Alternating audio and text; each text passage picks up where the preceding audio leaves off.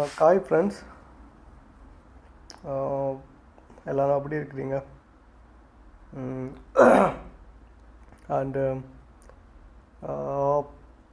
என்னோட எஃப்டியில் India Chennai friends எல்லாம் இருக்கிறாங்க. அப்புறம் ஸ்ரீலங்கன் ஃப்ரெண்ட்ஸ் நிறைய ஃப்ரெண்ட்ஸ் இருக்கிறாங்க. ஸோ நான் போடுற வீடியோ எல்லாம் பார்த்துருப்பீங்க. ஸோ எப்போ காமெடி ஜோக் அப்படி ஏதாவது லூசுத்தனமாக தான் போட்டுட்ருப்பேன். ஸோ அது மற்றவங்களை வந்து சிரிக்க வைக்கிறதுக்கு தவிர யாரோட மனசையும் புண்படுத்துறதுக்கு இல்லைன்னு சொல்லி நான் ஒரு விஷயத்தை சொல்லி ஆகணும். என்னென்னா, இப்போ சென்னையில் வந்து ஒரு பெரிய ஒரு விஷயம் வந்து இஷ்யூ ஆகிருக்கு. அதாவது வந்து சிம்பு வந்து ஒரு பாட்டு ஒன்று வெளியிட்டாங்க, என்னத்துக்கு லவ் பண்ணுற. ஸோ அந்த பாட்டு வந்து அந்த அதில் வந்து யூஸ் பண்ணின வார்த்தை வந்து அது வந்து பெண்களை வந்து கேவலமாக பேசுகிற மாதிரியும், அது வந்து அப்படியான ஒரு இதில் வந்து சிம்பு அந்த பாட்டை பாடினாரெண்டும் அவங்க வந்து ஆர்ப்பாட்டம் பண்ணுறாங்க. ஸோ எனக்கு ஒன்று மட்டும் புரியலை.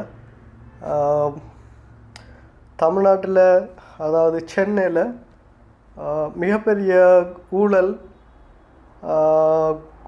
நிறைய மக்கள் கஷ்டப்படுறாங்க. சாப்பாடு இருக்கிறதுக்கு வீடு இல்லாமல் நிறைய பேர் இருக்கிறாங்க. ஸோ அப்படி நிறைய பிரச்சனை நடந்துக்கிட்டு இருக்கு. ஸோ அந்த பிரச்சனையெல்லாம் இப்போ ஆர்ப்பாட்டம் பண்ணுறவங்களுக்கு நான் சொல்லிக்கிறேன், அந்த பிரச்சனையெல்லாம் அவங்களோட கண்ணுக்கு தெரியாது. அண்டு உங்களோட அரசியல், உங்களுடைய தமிழ்நாடு என்ற ஒரு அரசியல், அந்த அரசியல்வாதிகள் எவ்வளவு தப்பு பண்ணிகிட்டு இருக்காங்க அது தெரியாது. நிறைய படம் எடுக்கிறாங்க, அதில் வர தப்புகள் உங்களுக்கு தெரியாது. உங்களுடைய அரசியல் கேவலங்கள், அரசியல்வாதிகள் எவ்வளவு பணம் வைத்திருக்கிறார்கள், எவ்வளோ தப்பு பண்ணுகிறார்கள், அதெல்லாம் உங்களுக்கு தெரியாது. ஆனால் சிம்பு படித்த அந்த வார்த்தை பிரயோகம் வந்து உங்களோட கண்ணுக்கு தெரிஞ்சிருக்கு. அது தப்புன்னு சொல்லியிருக்கிறீங்க. அது வந்து நான் சொல்லுவேன், அந்த வார்த்தைக்கும் பெண்களுக்கும் சம்மந்தமே கிடையாது. அது ஒரு தமிழ் வார்த்தை. அது என்னென்னு சொல்கிறது, அது ஒரு தமிழ் வார்த்தை, ஒரு கெட்ட தமிழ் வார்த்தை. ஏன்னா அதை நீங்கள் சொல்கிறது இல்லையா? நீங்கள் கோவப்பட்டால் சொல்லுவீங்க, அப்புறம் யாரையாவது நீங்கள் கேவலமாக பேசணுன்றாலும் சொல்லுவீங்க. ஏன் இது ஆம்பளை பொம்பளை அதெல்லாம் இதில் இல்லை, கிடையாது.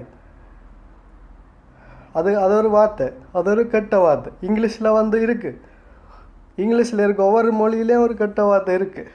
அதை வந்து அதுக்கு தான் இதுக்கு தான் அப்படியெல்லாம் நினைக்காதீங்க. என்ன உங்களுக்கு ஒரு இதுவும் தெரியாது. சும்மா அவன் ஒரு பாட்டில் ஒரு வார்த்தையோட விட்டுட்டான்னு நீங்கள் ஆர்ப்பாட்டம் செய்கிறீங்க.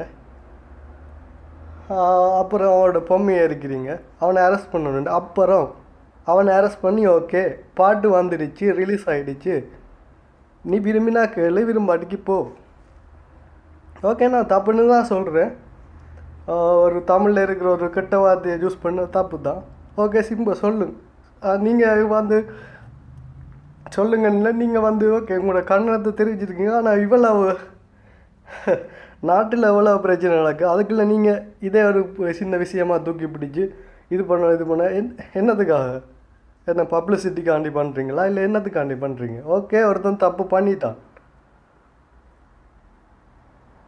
அதுக்கு என்ன செய்கிறது? ஓகே, அவனை பிடிச்சி ஜெயிலில் போட்டுட்டீங்க. அதுக்கப்புறம் அந்த பாட்டு வந்துடுச்சு, அந்த மேட்டர் முடிஞ்சிடுச்சு.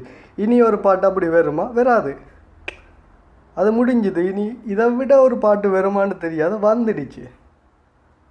அதுக்காக நீங்கள் சிம்பு பாடாமல் வேறு ஒருத்தன் பெரிய ஒரு அரசியல்வாதி ஒருத்தன் பாடியிருந்தா, இல்லை இதை வெளியிட்டிருந்தா, அவன் தான் வெளியிட்டாண்டு அவன் ஒரு பெரிய ஒரு என்னென்னு சொல்கிறது, ஒரு அரசியல் பெரிய ஒரு நல்ல ஒரு தொழிலதிபர், நல்ல ஒரு வசதியான ஒரு ஆள் வெளியிட்டுனா நீங்கள் உங்களை ஆர்ப்பாட்டம் செய்வீங்களா? ஒருத்தன் வெளியிட்டாண்டு நீங்கள் அவனுக்கு எவ்வளோ பண்ணுறீங்க? ஓகே, நான் சிம்பு ஃபேன் கிடையாது. ஸோ நான் அவனுக்கு சப்போர்ட் பண்ணுறேன்னு இல்லை. நீங்கள் இதை ஒன்றை மட்டும் புரிஞ்சுக்கோங்க. அந்த வார்த்தை ஒரு தமிழ் வார்த்தை, ஒரு கெட்ட வார்த்தை. அது பெண்களை குறிப்பிடுவது அல்ல. ஃபஸ்ட் இதை புரிஞ்சுக்கோங்க.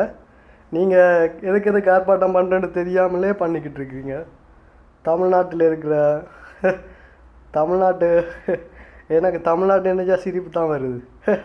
உங்களோட அரசியலும் நீங்களும் என்னடா அரசியல், உங்களோட அரசியல்.